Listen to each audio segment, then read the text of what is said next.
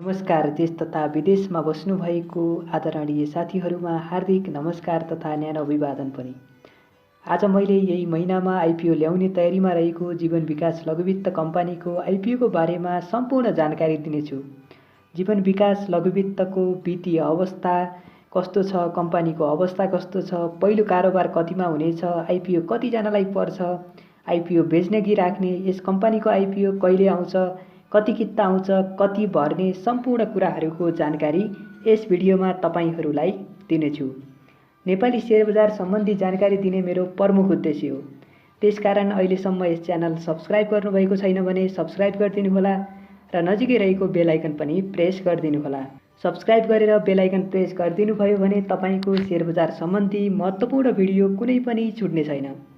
Nepali share बजार सम्बन्धी तपाईहरूको प्रश्नहरू, जिज्ञासाहरू र सुझावहरू छन् भने यही भिडियोको तलपट्टि कमेन्ट गरेर निर्धक्क साथ सोध्न सक्नुहुनेछ। आगामी दिनमा पनि शेयर बजार सम्बन्धी महत्त्वपूर्ण जानकारी दिने नै छु। अब सुरु गरौँ जीवन विकास लघुवित्तको परिचयबाट। आइपिओ भर्नुभन्दा अगाडि यस कम्पनी कस्तो छ त त्यो पनि जान्न आवश्यक छ। जीवन विकास समाज गैर सरकारी संस्थाद्वारा प्रबन्धित जीवन विकास लघुवित्त वित्तीय संस्था लिमिटेडले नेपाल राष्ट्र बैंकबाट घ वर्गको राष्ट्रिय स्तर वित्तीय संस्थाको रूपमा इजाजत प्राप्त गरी 2075 साल फागुन 16 गतेदेखि वित्तीय सेवा प्रदान गर्दै आइरहेको छ र नेपाल राष्ट्र बैंकले जारी गरेको बैंक तथा वित्तीय संस्था एक आपसमा गाभ्ने, गाभिने, मर्जर तथा प्राप्ति सम्बन्धी नियमावली अनुसार 2077 बमोजिम यस वित्तीय संस्था र सल्ब लघुवित्त, धनकुटा तथा गरिब न्यूनीकरण लघुवित्त बीचमा गाभ्ने, गाभिने, मर्जर कार्य सम्पन्न भई 2077 भाद्र 22 गतेदेखि एकीकृत कारोबार प्रारम्भ भएको छ र हाल यस वित्तीय संस्थाको 138 वटा शाखा कार्यालय रहेका छन् र यस कम्पनीमा कुल 819 जना कर्मचारीहरू रहेको छन् र यस लघुवित्त कम्पनीको प्रमुख कार्यकारी अधिकृत सञ्जय कुमार मण्डल हुनुहुन्छ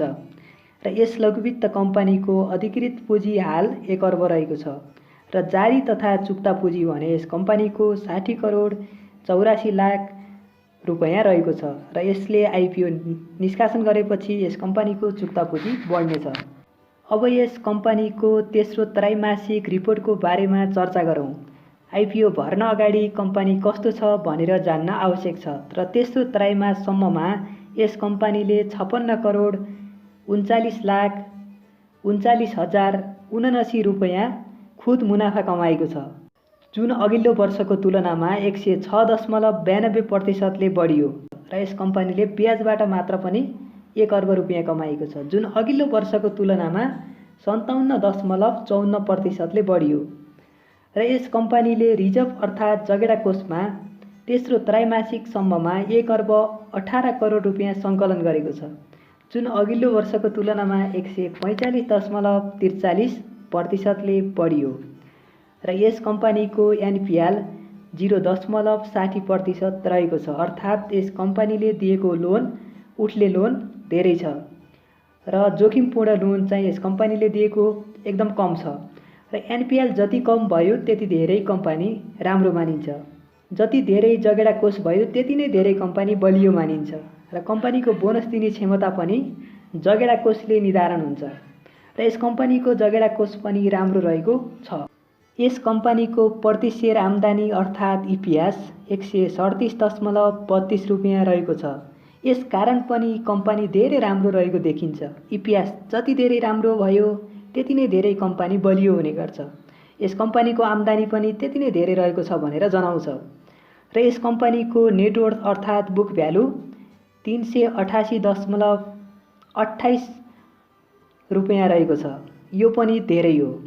यस कम्पनीको पहिलो कारोबार नै 388 देखि 1164 भित्रमा हुनेछ र माथिल्लो रेन्जमा पहिलो कारोबार भयो भने यस कम्पनीको आइपिओ सुरुमा 1164 बाट हुनेछ।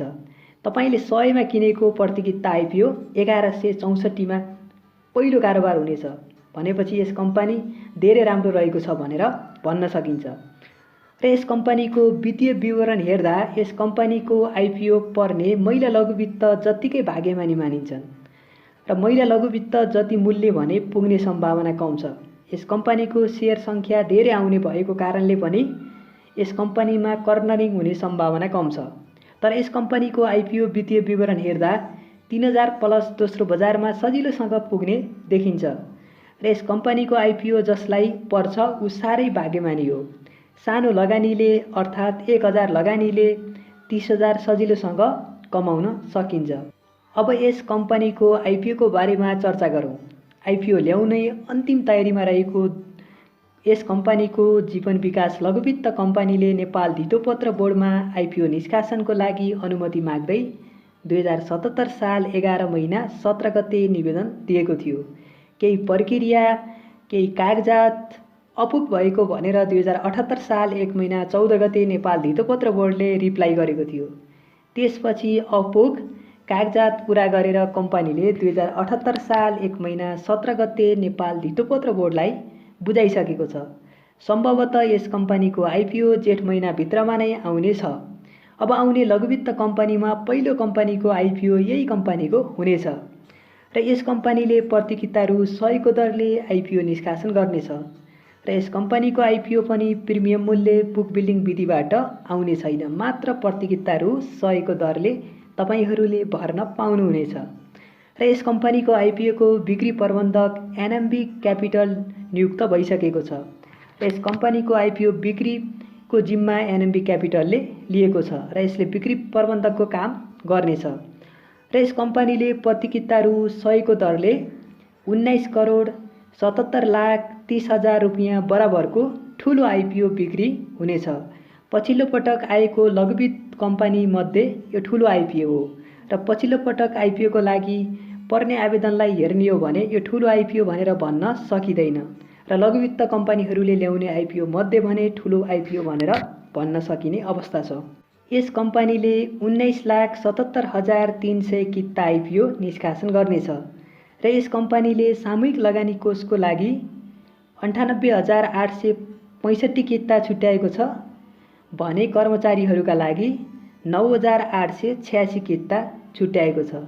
यसरी हेर्दा सर्वसाधारणको लागि यस कम्पनीले 18,68,549 किता आइपिओ निष्कासन गर्नेछ र यो आइपिओ मात्र 1,86,854 जनालाई 10 किताको दरले पर्नेछ भने यसै मध्येबाट बाँकी 9 जनालाई 11 किता यस कम्पनीको आइपिओ पर्नेछ। जसलाई 11 किता पर्नेछ उनीहरू साह्रै भाग्यमानी हुन्छन् र यस कम्पनीमा 20 किता आवेदन दिनुभयो भने 11 किता पर्ने सम्भावना हुन्छ, तर यस कम्पनीमा 10 किता नै आवेदन दिए पनि काफी हुन्छ।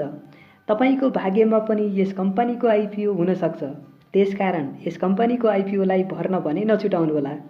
कम्पनीको वित्तीय अवस्था अत्यन्तै राम्रो रहेको कारण पनि यस कम्पनीको आइपिओ परेपछि बेच्न नआत्तिनुहोला।